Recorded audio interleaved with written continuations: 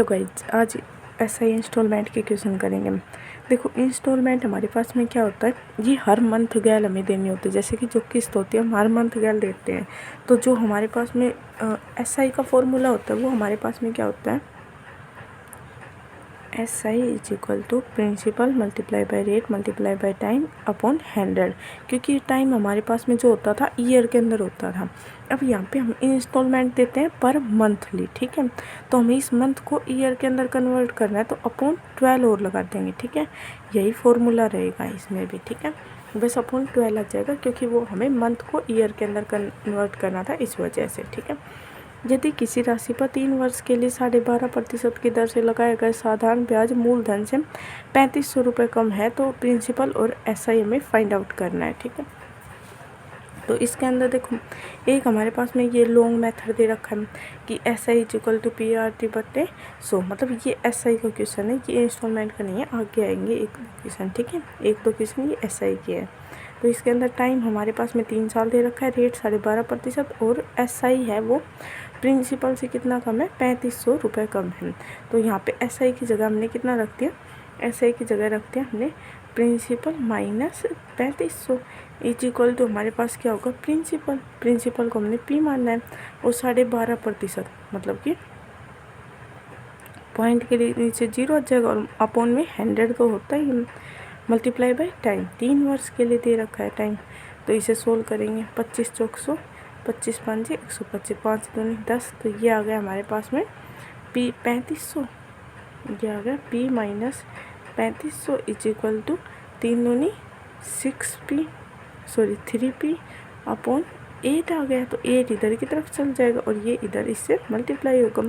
तो 3 में से ये 8 जाएगा तो ये हमारे पास कितना बचेगा, माइनस का 5P। अब ये माइनस से माइनस ये कैंसिल हो जाएगा इज इक्वल टू ये हो जाएगा 3500 मल्टीप्लाई बाई 8। तो यहाँ से P की वैल्यू कितनी आ जाएगी, 700 7 8 के 56, मतलब 5600 हमारे पास में क्या आ गया, प्रिंसिपल आ गया। उसके बाद में हमसे क्या पूछा था और हमें SI बताना है। तो SI क्या है, बोल रखा है SI है वो प्रिंसिपल से 3500 रुपये कम है। तो इस 5600 में से हम 3500 माइनस कर देंगे तो ये आ जाएगा हमारे पास में 2100। मतलब SI कितना आ गया, 2100, प्रिंसिपल आ गया 5600, हमारा राइट आंसर। इसके लिए एक शॉर्ट ट्रिक भी दे रखे हम। अब देखो 12.5% की फ्रैक्शन वैल्यू कितनी होती है, 1/8। इसका मतलब क्या है, देखो सिंपल इंटरेस्ट बहुत ज़्यादा सिंपल होता है, वो हर साल इक्वल ही लगता है। अगर पहले साल आपने 1 रुपया ब्याज मिला है किसी भी राशि पर तो अगली साल भी आपको 1 रुपया ही मिलेगा और उससे अगली साल भी 1 रुपया ही मिलेगा। कितने भी साल तक आप ब्याज देते रहो 1 ही रुपया मिलेगा। हाँ, शर्त ये है कि आपने जो अमाउंट है वो बढ़ा दोगे तो आपका SI बढ़ जाएगा। तो ऐसे ही बढ़ता है, रेट बढ़ाओगे तो भी बढ़ेगा। लेकिन अगर सेम रेट पर सेम ही हमारे पास में अमाउंट पर लेते रहोगे तो SI हमेशा सेम ही रहेगा। तो यहाँ पे हमारे पास में जो ऊपर आता है ये क्या आता है हमारे पास में, ये आता है ब्याज जो SI है वो। अब नीचे क्या आता है हमारे पास में, प्रिंसिपल। ये हमारे पास में 8 प्रिंसिपल था तो 12.5% की रेट से हमें, अगर हमने किसी को 8 रुपये दिया है प्रिंसिपल के रूप में तो वो हमें हर साल 1 रुपया देगा ब्याज के रूप में। अगर मैंने 7 साल के लिए दिया है तो रुपया तो 8 ही दिए हैं और 7 साल के दिया है तो मल्टीप्लाई बाई 7, 1 को 7 से मल्टीप्लाई करेंगे तो मतलब वो 7 रुपये और देगा ब्याज के लिए, ठीक है। तो यहाँ पे हमने कितने साल के लिए लिया था, 3 साल के लिए। तो 1 साल के लिए 1 है तो 3 साल के लिए हमें कितने रुपये मिलेंगे, 3 रुपये मिलेंगे SI के रूप में। प्रिंसिपल होगा ये। अब देखो इन दोनों के बीच में, प्रिंसिपल और SI के बीच का डिफरेंस कितना हो गया, 5 हो गया। और क्वेश्चन के अकॉर्डिंग ये डिफरेंस कितना दे रखा है, 3500 दे रखा है। तो 5 की वैल्यू कितनी होगी, 3500। तो 1 की वैल्यू कितनी आएगी, 700। प्रिंसिपल पूछा है तो 700 को मल्टीप्लाई कर देंगे 8 से, 5600 आ जाएगा। और SI पूछा है तो 3 को मल्टीप्लाई कर देंगे 7 से तो ये आ जाएगा 2100। तो ये डायरेक्ट है हमारे पास में, हमें डायरेक्ट ही करना है टाइम को बचाने के लिए। नेक्स्ट क्वेश्चन, यदि किसी धनराशि पर 4 वर्ष का SI प्रिंसिपल से 4400 रुपये कम है, यदि रेट 6 सही 1/3% हो तो प्रिंसिपल और SI हमें फाइंड आउट करना है। अब 6 सही 2/3 का फ्रैक्शन वैल्यू कितनी होती है 1/15। तो ये हो गया हमारे पास में प्रिंसिपल, ये हो गया SI। और 1 साल के लिए 1 है और हमने 4 साल के लिए लिया है, तो 15 पे हमें कितना ब्याज मिलेगा 4 ब्याज मिलेगा। इन दोनों का डिफरेंस कितना हो गया 11 और यहाँ पे क्वेश्चन के अकॉर्डिंग कितना है 4400। तो 1 की वैल्यू कितनी आ गई 400। प्रिंसिपल पूछा है तो 15 चौक 60 हज जाएगा, मतलब 6000 आ गया हमारे प्रिंसिपल। और अगर SI पूछा है तो 1600 आ जाएगा ये। तो ये आ गया हमारा राइट आंसर 6000 और 1600। और देखो यहाँ पे भी यही बात लिख रखी है, SI सभी ईयर्स के लिए इक्वल होता है। अगर 1 साल का 1 रुपया है SI के रूप में तो अगले साल भी 1 रुपया होगा, इसलिए 4 साल का हमारे पास में SI कितना हुआ है 4 हुआ है। ठीक है, यहाँ पे इस क्वेश्चन के अंदर। नेक्स्ट क्वेश्चन, एक साइकिल 1500 रुपये में खरीदी जा सकती है, परंतु वही साइकिल, अब ये हमारे पास में SI के क्वेश्चन स्टार्ट हो गए यहाँ से। परंतु वही साइकिल एक व्यक्ति ने 350 रुपये नकद भुगतान करके और अगले 3 महीने के लिए तक 400 रुपये की मासिक किस्त बंधवा कर खरीदी है, तो बताओ दर क्या होगी। देखो एक साइकिल मतलब एक व्यक्ति जाता है दुकानदार के पास में, दुकानदार बोलता है 1500 रुपये नकद दे दो या फिर 350 रुपये की डाउन पेमेंट कर दो, मतलब एट द पॉइंट पेमेंट कर दो, फिर जो बाकी रुपए बचेंगे वो आप बाद में दे देना। तो मतलब 1150 हमें बाद में देने हैं। ठीक है, उसके बाद में जो 1150 रुपये बचे हैं उसे आप 3 महीने की किस्त में लौटा देना 400 की। ठीक है, तो जो भी हमने 1500 रुपये हमारे पास में क्या होता प्रिंसिपल होता। अब देखो हमने डाउन पेमेंट के बाद में जो किस्त के रूप में टोटल अमाउंट चुकाई है वो 1500 से जितनी ज़्यादा हमने चुकाई वो हमारे पास में क्या हो जाएगा SI, मतलब हमने इतना उस अमाउंट पर ब्याज दिया है। ठीक है, और हमारे पास प्रिंसिपल 1500 दे रखा है, तो हमने डाउन पेमेंट कितनी कर दी 350 कर दी। 350 तो हमें SI निकालने के लिए प्रिंसिपल में से माइनस कर देंगे ये जो हमने डाउन पेमेंट की है, और इसके साथ साथ जो हमने 3 मंथ तक 400 की किस्त दी है, तो 1200 रुपये हमने टोटल दिए। तो ये कितना हो गया हमारे पास में 1550। तो 1500 में से 1550 माइनस करेंगे तो हमारे पास में SI कितना आ जाएगा 50 रुपये की। हमने 50 रुपये ज़्यादा दिए थे प्रिंसिपल से, तो SI कितना आ गया हमारा 50 रुपये आ गया। अब देखो SI के रूप में हमारे पास में 50 रुपये आ गए। अब हर मंथ के अब हमने देखो यहाँ पे हमें 1500 रुपये देनी थी, लेकिन हमने डाउन पेमेंट कर दी 350। तो हमारे पास में जो अमाउंट बची वो कितनी बची 11, जो हमें अब चुकानी है वो 1150 रुपये बची। मतलब इसी के ऊपर अब हमारा ब्याज लगेगा। जो चीज़ हमने दे दी चुका दी उसके ऊपर थोड़ी ना हमारा ब्याज लग सकता है, जो हमारा बचा हुआ है उसी के ऊपर तो ब्याज लगेगा। तो बची अमाउंट कितनी 1150। तो पहले साल के अंदर मतलब कि फर्स्ट टाइम के अंदर हमारे पास में किसके ऊपर ब्याज लगेगा इस 1150 के ऊपर लगेगा। तो 1150 ये हमारे पास में क्या होगा प्रिंसिपल। और रेट हमारे पास में कितना दे रखा है, रेट हमें फाइंड आउट करना है। तो रेट को हमने मान लिया R, और टाइम हमारे पास में कितना है 1 पहले मंथ के लिए है, और मंथ है तो इसे ईयर के अंदर कन्वर्ट करने के लिए अपॉन 12 कर दिया और अपॉन 100 आ गया। ये फर्स्ट SI आ गए। फिर उसके बाद में हमें सेकंड SI देनी है। अब कितने देंगे, अब इसमें से हमने कितने रुपए दे दिए 1150 में से हमने 400 रुपये दे दिए। अब हमने कितने रुपए देने होंगे ओनली 750, मतलब जो हमारे पास में अगली किस्त पर ब्याज लगेगा वो 750 रुपये पर लगेगा। तो अगली SI हमें जो देनी होगी वो 750 रुपये पर देनी होगी, उसका भी रेट सेम होगा और 1 मंथ के लिए है तो अपॉन 12 मल्टीप्लाई बाई 100। अब हमने 750 रुपये पर दे दिया ब्याज। अब हमारे पास में जो अगला मंथ की किस्त आएगी वो 750 में से 400 रुपये कम कर देंगे, तो अब हमें अगली जो किस्त आएगी वो 350 रुपये पर देनी है। तो अगली किस्त हमारे पास में जो आएगी, हमने 3 किस्त के अंदर लौटाए थे ये रुपये, और इन तीनों किस्त के लिए हमारे पास में टोटल SI कितना होता 50 रुपये। ठीक है, तो अगली किस्त हमें कितने रुपए लौटाने हैं 350, रेट 1 टाइम 100 मल्टीप्लाई बाई 12। तो ये आ गए हमारे पास में 350 में से अब हमने 400 रुपये दे दिए, तो अब हमारे पास में कितना ब्याज हमें चुकाना है 0 रुपये, मतलब कुछ नहीं चुकाना।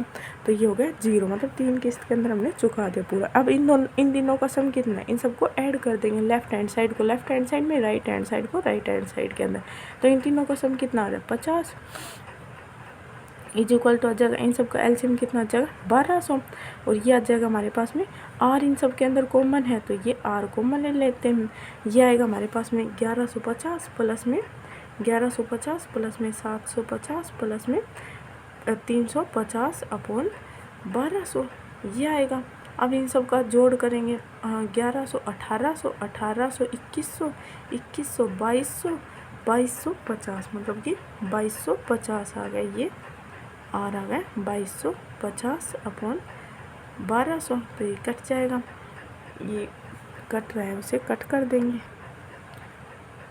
25 से 25 नहीं में 25 दूनी 50, तो ये आ गया हमारे पास 3 तिया 9, 3 चौक 12, 0, तो ये आ गया 80/3 R। तो ये और आगे कट रहा है, 3 दूनी 6, 2, 3 6 18, 2/3, मतलब कि 26 सही 2/3% हमारा हो गया राइट आंसर हो जाएगा। मतलब ये इस रेट से हमने वो ब्याज लिया है। इसके लिए सेकंड शॉर्टकट ट्रिक क्या है, हमें ये सारी चीज़ ना लिख के हम डायरेक्ट उसमें से माइनस करते जाएंगे, प्रिंसिपल में से 300 300 और उन सब का सम लिख देंगे यहाँ पे, और multiply by R/1 is equal to SI जो भी हमने दिया है। SI कितना आएगा 50, तो उसे रख देंगे, डायरेक्ट हमारे पास में रेट आ जाएगा। नेक्स्ट क्वेश्चन, किसी पेन का नगद मूल्य 60 रुपये, मतलब कि अगर सभी रुपये देंगे तो 60 रुपये देंगे और पेन मिल जाएगा। लेकिन वही पेन वही सेम पेन अगर 20 रुपये हम नगद देते हैं और अगले 6 महीने तक 8 रुपये मासिक किस्त से खरीदा जाता है, तो हमें ब्याज की दर फाइंड आउट करके बतानी है।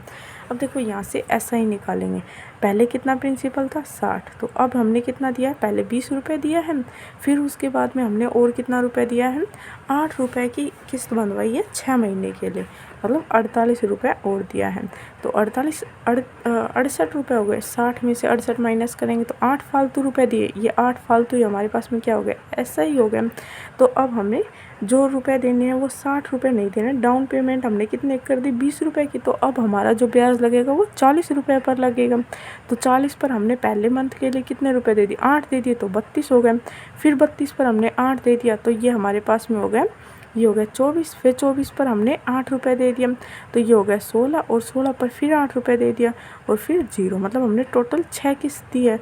तो ये हो गया अपॉन में मंथ गैल दे रहे हैं, तो मंथ को ईयर के अंदर कन्वर्ट करेंगे तो अपॉन 12 और मल्टीप्लाई बाई 100। ऐसा ही हमें कितना मिला है 8, और यहाँ से कॉमन क्या आता है हमारे पास में R, ये हमने डायरेक्ट सोल्व कर लिया। ठीक है, तो इन सबको सोल्व करेंगे तो ये आ जाएगा 40, और ये 40 दूनी 80, 80 और ये 80 और ये 100, 100 और 100 प्लस में 120, 120 8 इज इक्वल टू आ जाएगा 120 R अपॉन 1200। तो ये कट जाएगा पूरा, 10 बच जाएगा और ये उधर की तरफ जाएगा, तो R इज इक्वल टू आ जाएगा 80%, मतलब ब्याज हमारे पास में तगड़ा वाला लगा है 80% का। ठीक है, इससे अच्छा नगद दे देते। ठीक है, किसी पेन का नगद मूल्य 10 रुपये है, परंतु उसे 1 रुपये के 11 मासिक किस्तों में भी खरीदा जा सकता है, तो rate of interest find out करना है। देखो अब तक हम क्या कर रहे थे, डाउन पेमेंट कर रहे थे, लेकिन इसके अंदर हमने क्या नहीं किया, डाउन पेमेंट नहीं किया। तो इसके अंदर हमने डाउन पेमेंट नहीं किया, तो हमारे पास में जो प्रिंसिपल 10 है वही 10 रहेगा, क्योंकि हमने वो उसके अंदर डाउन पेमेंट दे दिया था, तो प्रिंसिपल में से हमने माइनस कर दी थी कुछ अमाउंट, तो उसी पर हमारे पास में ब्याज लग रहा था, लेकिन हमने यहाँ पे नहीं किया, तो हमारे पास में जो ब्याज लगेगा वो 10 पर ही लगेगा। ठीक है, तो पहले मंथ हमने 10 रुपये दिए, तो 10 के बाद में फिर हमने 1 रुपया दे दिया, फिर कितना बच गया 9, फिर 8, फिर 7, 6, 5, 4, फिर 3, फिर 2 और फिर 1 और फिर 0, ऐसे हमारी क्या हो गई 11 किस्तें कंप्लीट हो गई। इज इक्वल टू रेट, अब देखो हमने 11 किस्त दी है 1-1 रुपये की, तो हमारे पास में ऐसा ही कितना हो गया 1, क्योंकि हमें रुपए कितने देने थे 10 देने थे, 1 रुपया फालतू दे दिया हमने, अपॉन में किस्त हम मंथली दे रहे हैं ना, मंथली दे रहे हैं, तो मंथ को ईयर के अंदर कन्वर्ट करने के लिए आप डिवाइड 12 से कर देंगे अपॉन 100। ठीक है, तो यह जगह 10, 10, 20, 30, 40, 50 और 55, 55 आ गया हमारे पास में 1 इज इक्वल टू 55/1200, इसे मल्टीप्लाई 5 एकम 5, 5 2 10, 0, ये आ गया। तो ये आ गया हमारे पास में जो रेट आ गया, यह 12 2 24, 0/11, तो ये आ गया 240/11, 11 2 22, 2 11 एकम 11, 21 सही 9/11% आ गया हमारा rate of interest, right answer. ठीक है, अगला क्वेश्चन क्या है, एक आदमी ने साधारण बैंक ब्याज पर बैंक से 7,000 रुपये का कर्जा लिया। 3 साल के बाद उसने बैंक को 3,000 रुपये और 5 वर्ष के अंत में उसने 5450 रुपये देकर अपना कुल लोन चुका दिया। तो ब्याज की दर हमें फाइंड आउट करनी है। देखो अब तक हमारे पास में मंथली वो चुका रहा था, लेकिन यहाँ पे क्या है, ईयरली चुका रहा है। तो हमें अपॉन 1200 करने की जरूरत नहीं है, यहाँ पे 100 से ही चल जाएगा। ठीक है, तो देखो अब उसे कितना बैंक से उसने कर्जा लिया था, 7,000 का दिया था, लेकिन उसने चुकाया कितना, एक बार 3,000 रुपये दिया, एक बार 5450 रुपये दिया।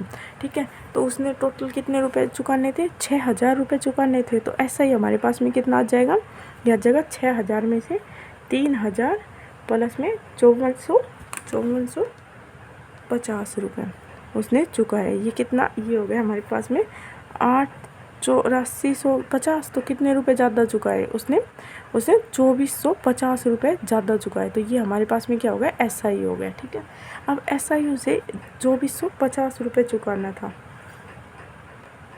2450 रुपये चुकाना था, अरे सॉरी ये 7,000 रुपये, तो ये 2400 नहीं आएगा, ये आ जाएगा हमारे पास में 1400। ठीक है, 7,000 रुपये उसने बैंक से उधार लिए थे, तो उसे अब 1450 रुपये का उसे ब्याज देना पड़ा है। ठीक है, तो अब उसने देखो 7,000 रुपये उसने लिए थे, अब उसने 7,000 रुपये लेके 3 साल तक वो भूल गया, उसने कुछ भी ब्याज नहीं दिया। तो इस पर कितना लगेगा, 3 वर्ष के लिए लगेगा। तो ये हो जाएगा हमारे पास में 21,000 हो गया। फिर उसके बाद में उसने इस 7,000 में से उसने कितने रुपए दिए, 5450 रुपये दे दिए। ठीक है, तो अब 7,000 में से 3,000 रुपये दे, 5450 नहीं 3,000 रुपये दे। तो अब जो ब्याज लगेगा उसमें से 3,000 माइनस कर देंगे, मतलब कि 4,000 पर लगेगा। 4,000 के बाद में उसने 2 साल के बाद उसने अमाउंट दी है 5450 रुपये, और फिर उसने क्या किया है, वो अमाउंट अपना मतलब कि क्लियर कर दिया अपना हिसाब। तो ये कितने साल तक, 2 साल तक रहा उसका। तो यहाँ पे कितना आ जाएगा, 8,000, मतलब कि 8,000 उसने ऐसे दिए और 2100 उसने ऐसे दिए, मतलब टोटल उसने कितने रुपए देने पड़े, 29,000 हमारा क्या हो गया, प्रिंसिपल, इन दोनों का जोड़। तो रेट हमें फाइंड आउट करना है, एक साल के एक टाइम के लिए लगा है, मल्टीप्लाई बाय 100। तो ये हमारे पास में आ गया इक्वल टू SI 1450। तो ये कट हो जाएगा, ये 1 0 से 1 0 कैंसिल हो जाएगा, 29,5 135, मतलब रेट ऑफ इंटरेस्ट आ गया हमारे पास में 5%, मतलब 5% से ब्याज लगा है। नेक्स्ट क्वेश्चन, एक आदमी ने बैंक से 6,000 रुपये का उधार लिया। 4 साल के बाद उसने 2,500 रुपये लौटाए और 5वें साल के अंत में उसने 4,550 रुपये देकर चुकता कर दिया अपना कर। तो रेट ऑफ इंटरेस्ट बताना है। तो देखो यहाँ पे उसे कितने रुपए देने थे, 6,000, लेकिन एक बार उसने 2,500 दिए, एक बार 4,550 दिए, टोटल उसने 7,050 दिए। कितने एक्स्ट्रा दे दिए उसने, 1,050 रुपये। तो ये हमारे पास में क्या होगा, SI। अब देखो उसने 6,000 रुपये लिए, लेकिन 4 साल तक उसने कुछ भी नहीं किया। 4 साल तक उस 6,000 पर ब्याज लगेगा, तो मतलब कितना पे ब्याज लगेगा, हमें 1 साल के अंदर इसे कन्वर्ट करने के लिए इसे मल्टीप्लाई कर देंगे 4 से। अगर ये 4 साल पर ना होता, 1 साल के लिए होता, तो इसे मल्टीप्लाई कर दे, तो मतलब उसे 24,000 पर ब्याज देना पड़ता 1 साल के लिए। लेकिन फिर 4 साल के बाद में उसने 1 साल बाद ही उसने कितने का भुगतान किया, 2,500 का।